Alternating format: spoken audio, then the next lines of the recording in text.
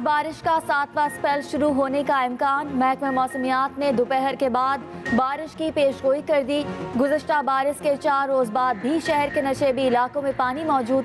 कई इलाकों में ताहाल बिजली गायब। बिजली ना होने से पानी की भी शदीद किल्लत। रामस्वामी के इलाके कोयटावाला स्क्वायर में 4 दिन से बिजली गायब। शिकायत के बावजूद के इलेक्ट्रिक अमला कान धरने को तैयार नहीं। क्लिफ्टन ब्लॉक 8 के मकीनों का खवातीन और बच्चों समेत रात गए बिजली की बंदिश के खिलाफ एहतजाज। मुल्क भर में बारिशों का नए स्पेल का आगाज। सिंध और पंजाब के मुख्तलिफ इलाकों में बारिश। रावलपिंडी और इस्लामाबाद में बादलों के डेरे। सुबह से ही वक्फे से बारिश का सिलसिला जारी। मौसम खुशगवार हो गया। गुजरावाला, बुरेवाला, हारूनाबाद, डेरा इस्माइल खान, उस शरीफ समेत दीगर शहरों में गरज चमक के साथ बारिश। पहाड़ी इलाकों में लैंडस्लाइडिंग का भी खतरा।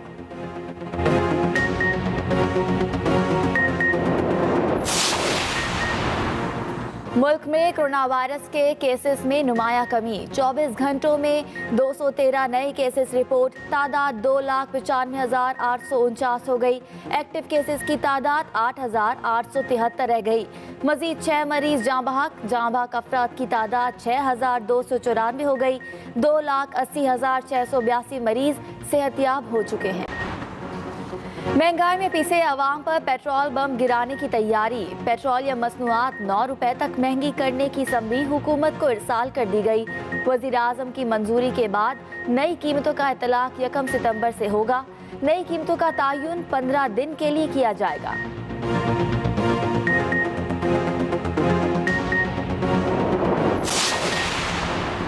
वज़ीर आज़म इमरान खान की ज़ेर सदारत विफाकी काबीना का इजलास कल तलब। विफाकी काबीना 14 नुकाती एजेंडे पर गौर करेगी। विफाकी काबीना को इस्लामाबाद के मारगला रोड पर कायम तजावुजात से मुतालिक ब्रीफिंग दी जाएगी। काबीना को मुल्क के बड़े एयरपोर्ट्स आउटसोर्स करने से मुतालिक ब्रीफिंग दी जाएगी। काबीना की मंजूरी के बगैर होने वाली तैनाती पर ब्रीफिंग दी जाएगी।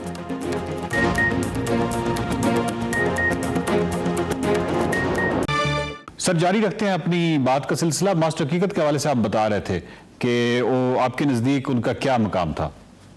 फॉर मी पशु इज़ मास्टर हकीकत।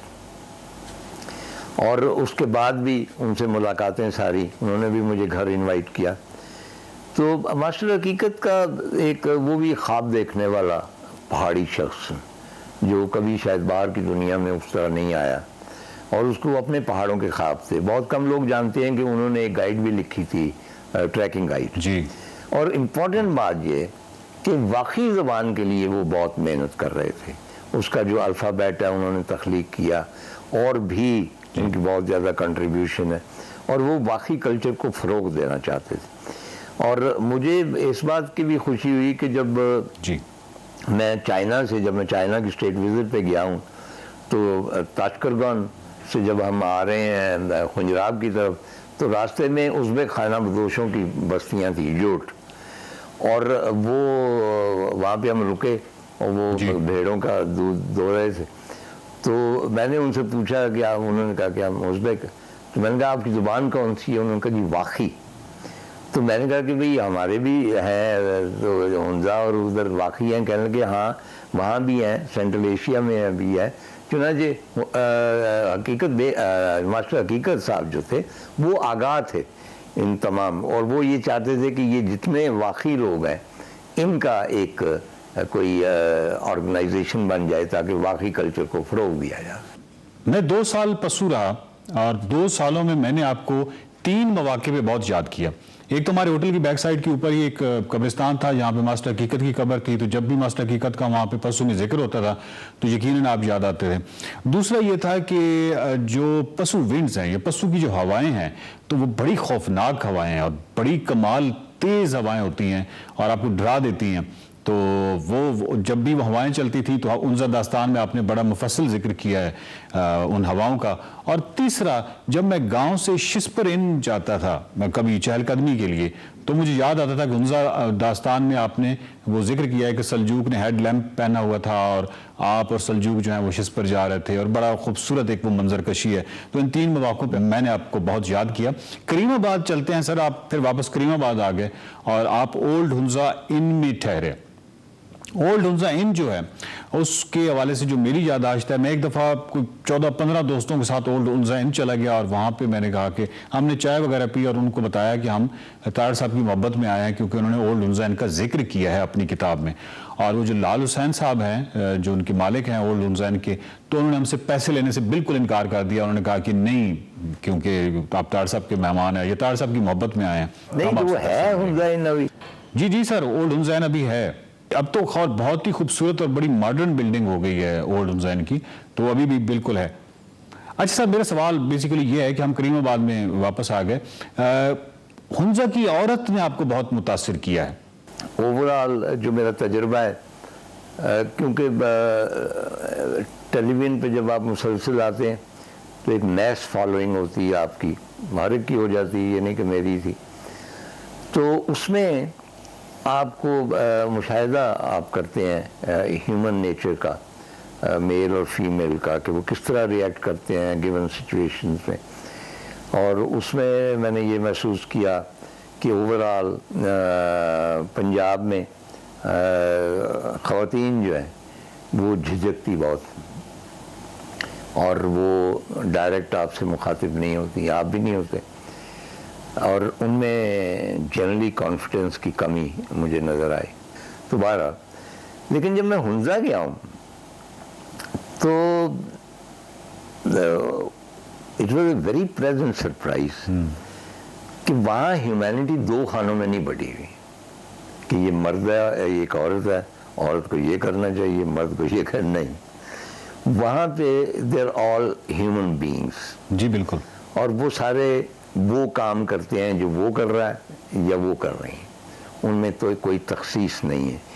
जो कॉन्फिडेंस था हुंजा की औरत में, और जो किसी के साथ बात करने का एक जो डिग्निटी थी, ठीक है, वो मैंने और कहीं नहीं देखी। दूसरी बात ये है कि उन्हें कोई आर नहीं है। हमारे यहाँ बहुत सारे काम करने में आर समझा जाता है। मैं अभी, चूँकि मैं इंग्लैंड रहा 7-8 बरस, तो मुझे अपना काम करने की आदत हो गई। तो मैं खाना खाने के बाद जब मैं अपने बर्तन उठा के किचन की तरफ, तो मुलाजिम को बड़ी हैरत होती, कहती साहब आप क्यों उठाते हैं? कॉन्सेप्ट ही नहीं है कि आपने अपना काम खुद करना है। चुनाचे हुंजा में मैंने वो डिस्क्राइब किया, हुंजा दास्तान में, कि हम वहाँ बरामदे में बैठे हुए हैं तो 3 लड़कियाँ जा रही हैं, उन्होंने वो नहीं होते कौन टाइप की टोकरियाँ मखरूती से, बिल्कुल बिल्कुल, और उसमें वो घास भरी हुई, वो जा रही हैं। तो वो मुझे देख के उन्होंने कुछ आपस में खुसर फुसर की, उसके बाद आ गए अस्सलाम वालेकुम अब वगैरह वगैरह। आप कहाँ आ गए? शायद मैंने कहा यार ये किसान देहाती किस्म की खवातीन है, घास खोद के लाई हैं, ये मुझे यहाँ पे पशु जैसी जगह। मैंने कहा आप किस तरह जानती? पता चला कि कराची की यूनिवर्सिटी में पढ़ती हैं, एक मेडिकल कॉलेज में पढ़ती, और वहाँ से छुट्टियों के लिए आई। तो वहाँ हम आपको देखते थे टेलीविजन। तो मैंने उन्हें कहा, मैंने कहा कि भाई ये आप घास, आप तो मतलब इतनी बड़ी बड़ी क्लासों में माशाल्लाह, हमारे यहाँ की लड़की तो कॉलेज चली जाए तो वो हाथ नहीं लगाती घर के काम को, कि मैं तो पढ़ती हूँ। अपने माँ बाप का हाथ बैठाते हैं, इस तरह खेत में बैठाते हैं, हम मवेशियों को चारा डालते हैं, मवेशियों को बाहर लेके जाते हैं। तो अब हमें घास चाहिए थी तो हम घास, तो ये जो कॉन्सेप्ट है ना, जिस तरह आपने भी बताया कि जो फुटबॉल टीम है उनकी जी, ये बहुत ज़्यादा, और वैसे भी 100% वहाँ पे उनकी है। हुंजा वाले जहाँ भी हैं, एक तो जाहिर है कि भाई मेहनती भी हैं, इंटेलिजेंट भी हैं। दूसरा उनकी जो है सर आगर खान की जो लीडरशिप है, वो उनके तहत वो इंटरनेशनल कैपेबिलिटी के लोग उनके साथ, इकोनॉमिस्ट और मतलब एग्रीकल्चरिस्ट और सारे उनके खिदमात उन्हें हासिल होती हैं, और उनसे वो फ़ायदा उठाते हैं। तो चुनाचे मेरे ज़हन में अगर कोई आइडियल पाकिस्तानी औरत बनती है तो वो हुंजा की बनती है। अच्छा सर, हुंजा में जब मैं मतलब मेरा 2 साल वहाँ पे रहा फैमिली के साथ, तो हमारे घर के बाहर छोटी छोटी चीज़ें जो थी वो कोई चोरी कर जाता था। मतलब साबुन अगर बाहर रह गया तो वो किसी चोरी, टूथपेस्ट रह गया, कुछ भी बाहर आपने रखा है तो हम सुबह उठते तो वो चीज़ नहीं हुआ करती थी। अब समझ नहीं आती थी कि हुंजा तो मतलब वहाँ पे तो क्राइम रेट 0% है, चोरी का तस्वुर ही नहीं है। वो एक लोकल हुंजाई दोस्त से मैंने बात की तो उसने कहा कि आपने खामखा हुंजा को चढ़ाया हुआ है, ऐसी भी बात नहीं है, हुंजा में चोरियां होती हैं और हुंजा में एक चोर है, उसका नाम है गशब। तो गशब जो है वो बड़ा ही खूबसूरत परिंदा है जो कि इस तरह की वारदातें करता रहता है, और वो गशब का जो है आपने बड़ा ही खूबसूरत जिक्र किया है हुंजा दास्तान में। अच्छा, एक और चीज़ जो मैं मेंशन करना चाहता हूँ, बाद में भी मास्टर हकीकत जब मैं कुछ दोस्तों के साथ गया, फैमिलीज़ के साथ, तो वापसी पे उन्होंने बकरा ख़ास तौर पे हलाल किया। मैं उनकी वालदा को भी मिला और बहुत बूढ़ी खातून थी, उनका पुराना घर बिल्कुल वो जो पुराने हुंजा के स्टाइल्स का वो घर था।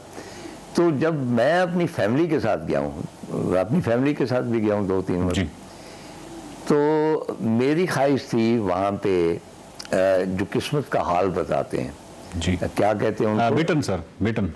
हाँ, बिटन और शमन, हाँ शमान या शामान।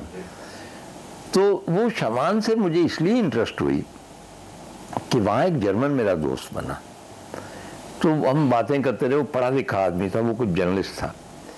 तो कहने लगा कि मैंने कहा सबसे ज़्यादा किस चीज़ ने मुतासर किया? कहने लगा कि ये जो लोकल जो पता नहीं सूद शेर हैं या शमन उनको कहते हैं या शमान कहते हैं। तो मैंने कहा do you believe in these things?